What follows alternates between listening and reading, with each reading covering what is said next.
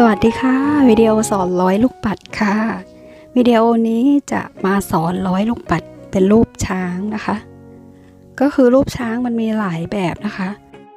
ในช่องนี้มีลงสอนไปก็คือแบบนี้นะคะเดี๋ยวจะมีลิงก์แปะไว้ใต้วิดีโอนี้นะคะเผื่อว่าใครอยากจะทำลายนี้นะคะ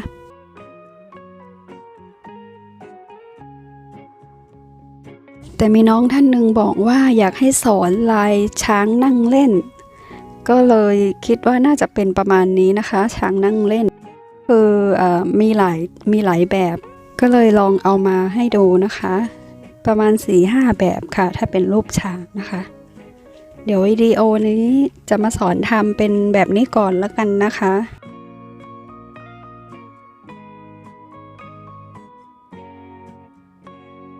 ขวากับซ้ายเป็นลายเดียวกันเลยนะคะแต่ว่าทางขวาใช้สีชมพูล้วนไม่มีสีขาวนะคะ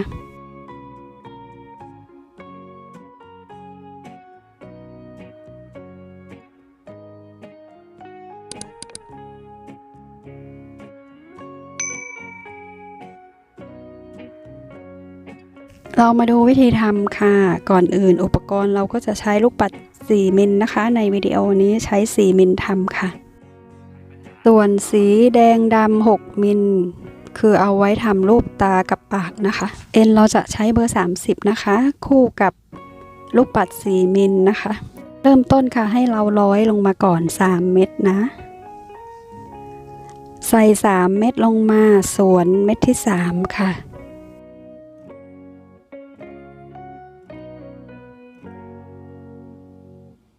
ก็จะได้ออกมาเป็น3 เหลี่ยมแบบนี้นะคะต่อไปใส่ทางซ้าย2 เม็ดค่ะ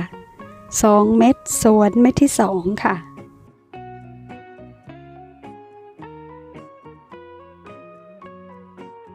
ทำอีกครั้งใส่ทางซ้าย2 เม็ดส่วนลงมานะคะ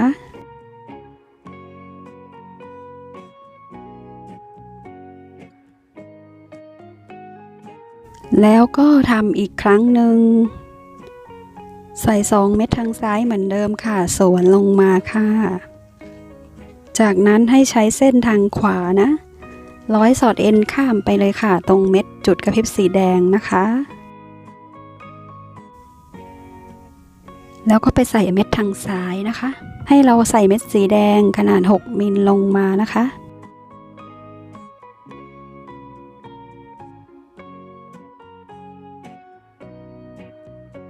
จากนั้นใส่ขวา2ซ้าย1ซ้ายเป็นสีดำ6 มิลนะส่วนเม็ดทางซ้ายลงมาค่ะขวา1ซ้าย1นะคะใส่เส้นละ1 เม็ดค่ะส่วนเม็ดทางซ้ายค่ะเพราะเป็นคนถนัดขวาก็เลยจะส่วนทางซ้ายตลอดนะคะต่อไปเส้นทางซ้ายร้อยสอดเอ็นไปค่ะใช้เส้นทางซ้ายร้อยนะตรงนี้แล้วก็ใส่ขวา1ซ้าย1ส่วนเม็ดทางซ้ายค่ะ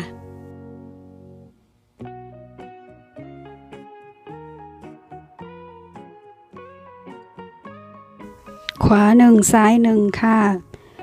ทำตามวิดีโอไปเรื่อยๆเลยนะคะขวาใส่กี่เม็ดซ้ายใส่กี่เม็ดใส่ให้ตรงตามวิดีโอนะคะเส้นทางซ้ายร้อยสอดเอ็นไปค่ะ1 เม็ดค่ะ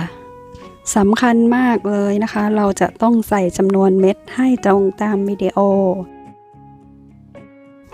ถ้าเราใส่ผิดเม็ดใส่ขาดหรือเกินลายก็จะเพี้ยนนะคะ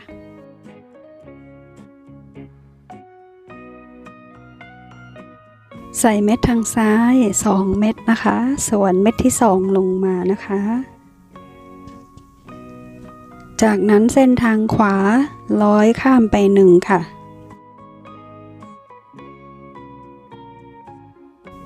ถ้าคนดูลายออกจะสังเกตเห็นว่าทำเป็นข้างในเป็นวงกลม5ทุกวงเลยนะคะข้างใน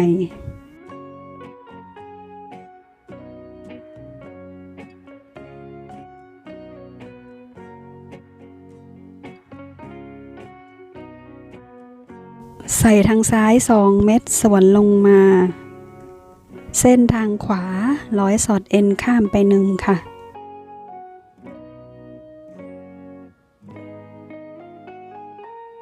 ซ้ายก็ใส่2ส่วนลงมานะคะ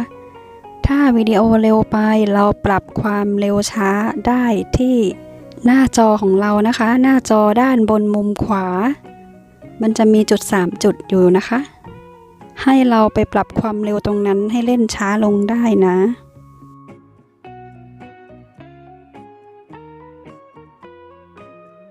เนี่ยค่ะทำมาถึงตรงนี้จะออกมาเป็นแบบนี้นะคะให้เช็คของเราดูว่าตรงกับวิดีโอไหมนะคะต่อไปใส่ทางซ้าย3เม็ดนะคะตรงนี้สวนลงมาด้านล่างจะกลายเป็น4เม็ดนะขวาค่ะ100สอดเอ็นข้ามไป1ค่ะ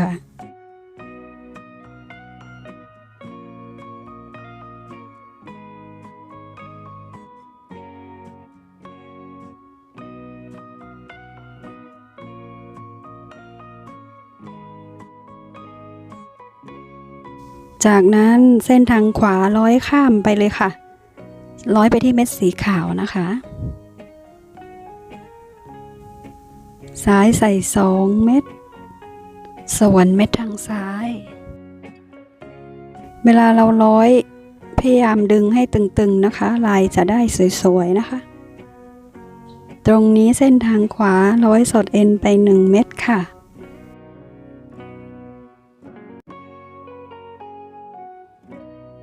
ซ้ายก็ใส่2ลงมา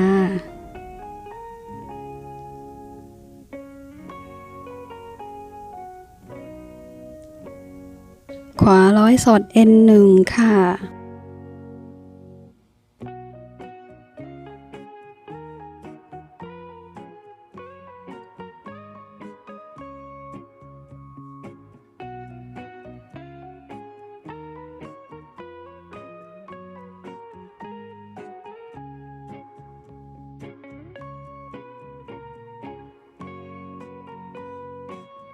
ซ้ายใส่2เม็ดสวนลงมาค่ะขวา100ข้ามไป1เม็ดนะคะเราก็ทำไปเรื่อยๆตามวิดีโอไปนะคะซ้ายใส่กี่เม็ดขวาสอดเอ็นกี่เม็ดตรงจุดกระพริบสีแดงก็คือให้หมายถึงว่า100สอดเอ็นข้ามไปค่ะซ้ายใส่2เม็ดค่ะขวา100สอดเอ็น1นะคะ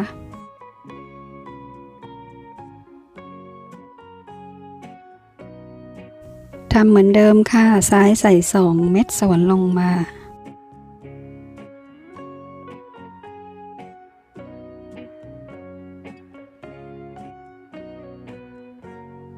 ถึงตรงนี้ทางซ้ายจะใส่3เม็ดนะคะแล้วก็สวน2เม็ดนะปกติเราจะสวนแค่1ตรงนี้ให้สวนทั้ง2เม็ดลงมาเลยนะคะเมื่อสวนลงมาด้านล่างของเราจะกลายเป็นวงกลม5นะคะเส้นทางขวา100ข้ามไป2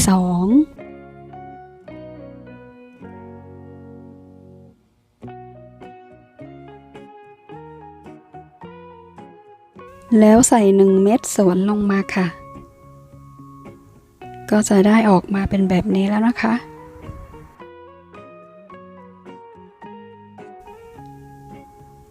สเต็ปต่อไปให้เราใส่ทางซ้าย3เม็ดค่ะส่วนเม็ดที่3ลงมานะคะ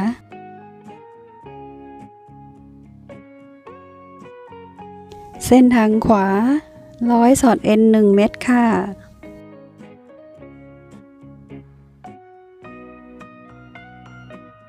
ซ้ายใส่กี่เม็ด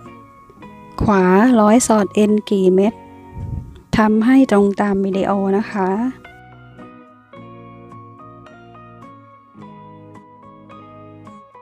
ซ้ายใส่2เม็ดค่ะแต่เป็นแดงกับดำนะคะเม็ดขนาด6มิลนะคะก็คือตรงนี้จะทำตาอีกข้างหนึ่งนะคะขวา100สอดเอ็นข้ามไป1เม็ดค่ะ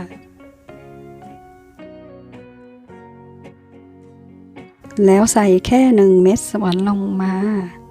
เมื่อสวนลงมาเส้นทางขวามักจะต้อง100สอดเอ็นเสมอนะคะ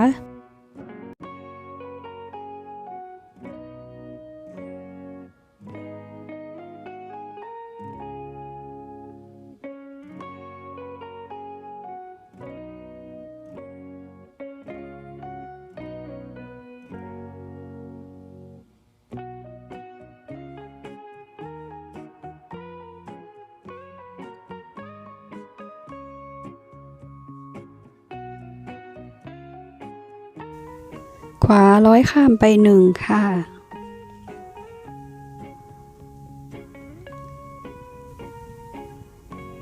ใส่ทางซ้าย2เม็ดส่วนเม็ดที่2นะคะเส้นทางขวาร้อยไป1เม็ด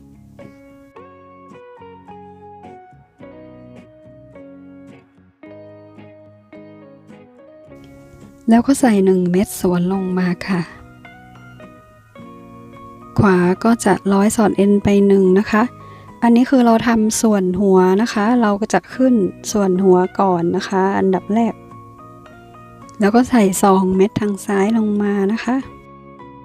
เส้นทางขวาเราจะร้อยสอดเอ็นข้ามไป2ค่ะตรงนี้วิดีโอร้อยข้ามไปกี่เม็ดเราต้องทำให้ตรงตามวิดีโอนะตรงนี้ใช้เส้นทางซ้ายนะคะร้อยสอดเอ็นไป2เม็ดที่จุดกระพริบสีแดงเลยค่ะร้อยให้ถูกเม็ดนะเราจะใช้เส้นทางซ้ายร้อยลงมาโดยที่ไม่ใส่เม็ดนะคะเมื่อกี้เราไม่ได้ใส่เม็ดนะแล้วก็ร้อยเพิ่มมาอีก2ค่ะใช้เส้นเดิมเลยนะคะร้อยเพิ่มขึ้นมาจากนั้นหยิบอีกเส้นหนึ่งมา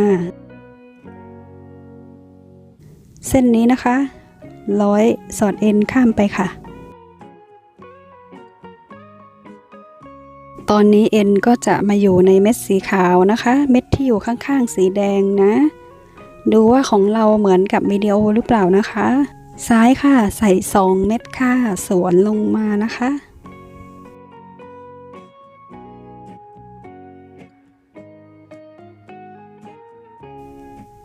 เส้นทางขวา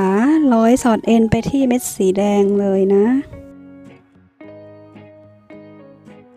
แล้วก็ใส่แค่1เม็ดค่ะสวนลงมานะคะ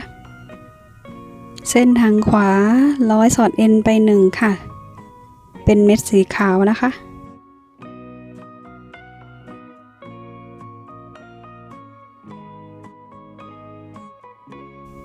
แล้วก็ใส่แค่1เม็ดค่ะสวนลงมาเลยค่ะขวาก็ร้อยสอดเอ็นไป1ทุกครั้งที่สวนลงมาเราพยายามดึงให้มันตึงๆหน่อยนะขวาค่ะร้อยสอดเอ็นข้ามไปทั้งหมด3เม็ดร้อยวนไปเลยค่ะเม็ดที่1นะ2 3วนกลับมาที่เดิมนะคะก็คือเราจะร้อยเชื่อมตรงนี้ให้ติดกันสวยๆนะดึงให้ตึงๆนะคะลายนี้เราอาจจะต้องดึงให้ตึงนิดนึงนะคะมันถึงจะสวยนะคะต่อไปหยิบเอ็น1เส้นมาค่ะร้อยไปทางขวาเอ็นอีก1เส้นร้อยไปทางซ้ายก็คือเราแค่จะร้อยให้เอ็นมาเจอกันเราต้องการจะมัดให้มันแน่นๆนะคะดึงปมที่เรามัดแอบเข้าไปด้านในเลยค่ะถ้างานไม่เห็นปมมันก็จะดูสวยกว่านะคะแล้วก็ร้อยเก็บเอ็นค่ะร้อยซิกแซกไปมาทางไหนก็ได้ร้อยเก็บเอ็นให้เรียบร้อยนะแล้วก็ตัดทิ้งไปจับให้เป็นแนวตั้งแบบนี้ให้ตาอยู่ด้านบนแบบนี้นะคะเราจะหาตำแหน่งเพื่อทำส่วนของลำตัวตำแหน่งขึ้นส่วนของลำตัวเราจะเริ่มต้นเม็ดนี้นะเม็ดที่จุดสีแดงนะคะต้องขออภัยค่ะเดี๋ยวเราไปต่อกันที่พาร์ท 2นะคะเดี๋ยวจะมีลงไว้ท้ายคลิปให้ค่ะ